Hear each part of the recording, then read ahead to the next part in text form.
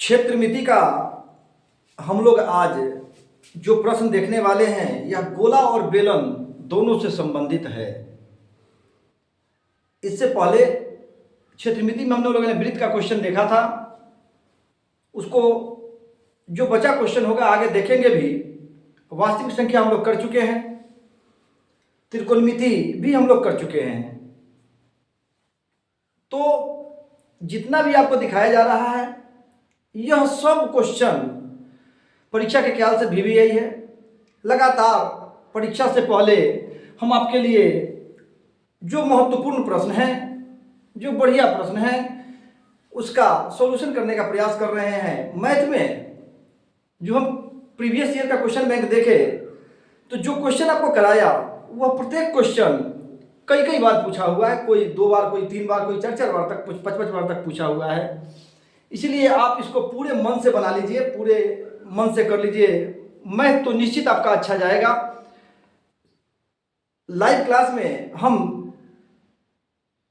विज्ञान का, हिंदी का, संस्कृत का, सामाजिक विज्ञान का भी प्रश्न कराने का प्रयास कर रहे हैं।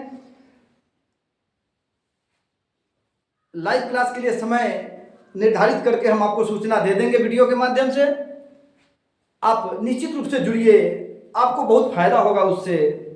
आइए, एक प्रश्न है जो 2016 में पूछा हुआ है और इस क्वेश्चन को हम लोग बड़े इत्मीनान से देखें। बड़ा बढ़िया क्वेश्चन है। आइए, कहा एक गोले का व्यास 6 सेंटीमीटर है, इसे पिघलाकर 0.2 सेंटीमीटर व्यास वाला एक तार बनाया गया, तार की लंबाई ज्ञात करें। गोला तो गोला है, लेकिन तार क्या होगा? लंबा होगा। तार क्या होगा? लंबाई में होगा। थोड़ा समझने का चीज है। तार का कोई फॉर्मूला नहीं होता, तो चूंकि तार लंबा होगा तो इसके लिए हम लोग बेलन का फॉर्मूला लगाएंगे। जो मांगेगा वह बेलन के परिप्रेक्ष्य में बात करेंगे। इसीलिए कहा हमने आपको कि यहां गोला और बेलन दोनों से संबंधित क्वेश्चन है।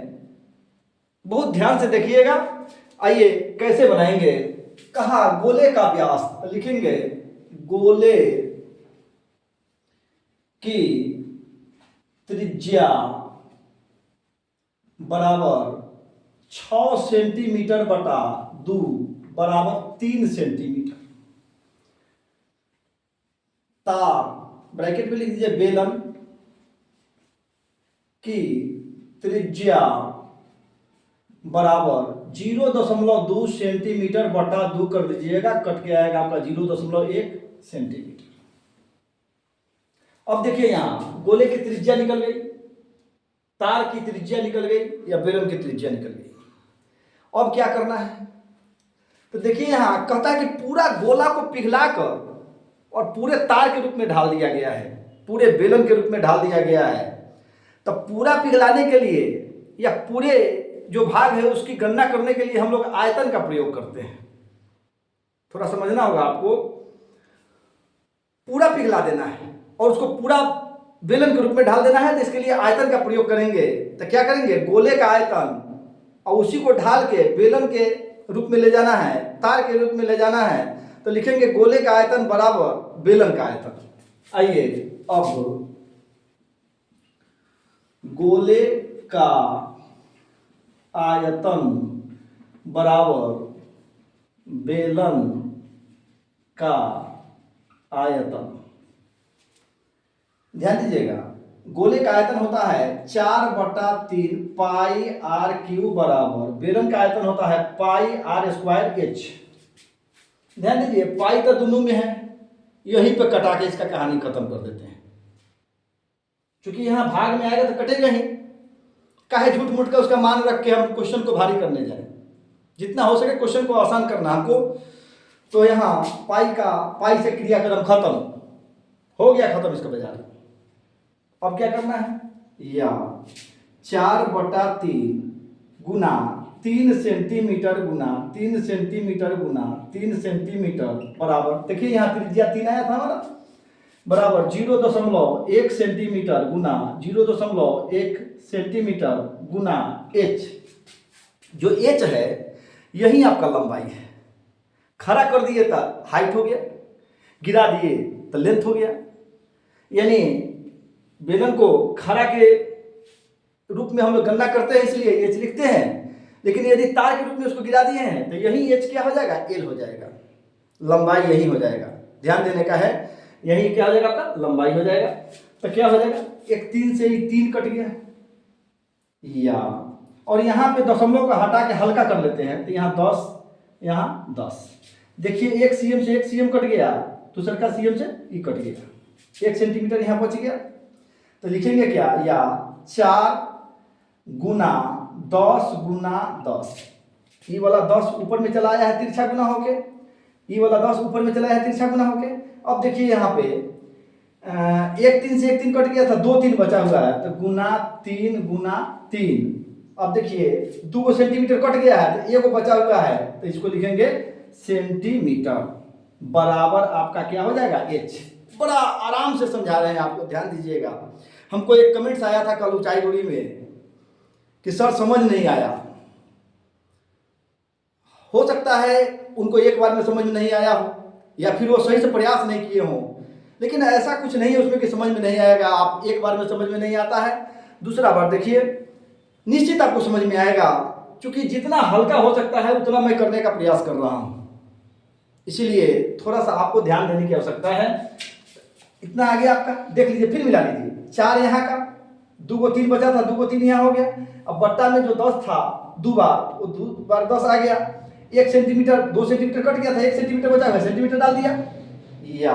अब गुना कर दीजिए, एच बराबर कितना जाएगा, 3 तिहाई 9, 9 चौका 36, यानी 36 पर 2 जीरो बढ़ जाएगा, इतना सेंटीमीटर हो जाएगा। यदि इसको मीटर में करेंगे तो कितना हो जाएगा आपका, बराबर 36 मीटर।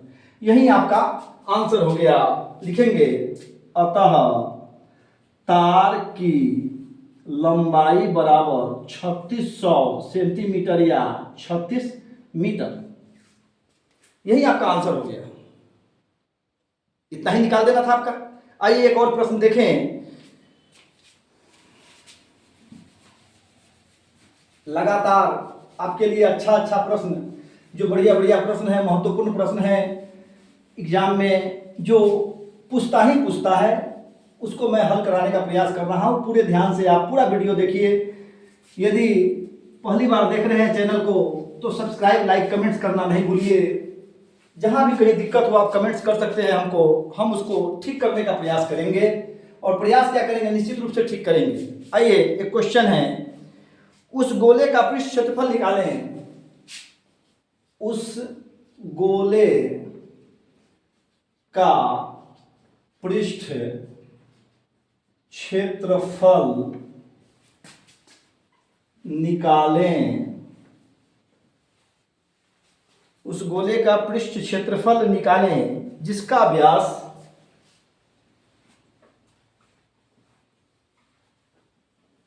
जिसका व्यास 14 सेंटीमीटर है, 14 सेंटीमीटर है। ध्यान दीजिएगा, यह क्वेश्चन है आपका 2015 का।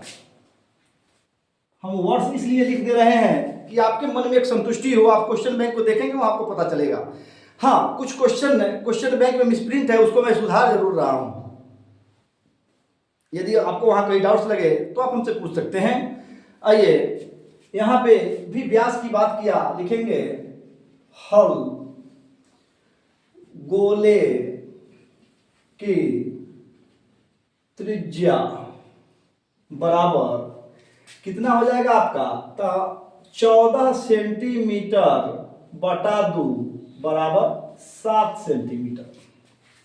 अब यहां कहा कि गोले का पृष्ठ क्षेत्रफल, पृष्ठ लिखे तब आपको समझना है कि संपूर्ण पृष्ठ क्षेत्रफल की बात कर रहा है।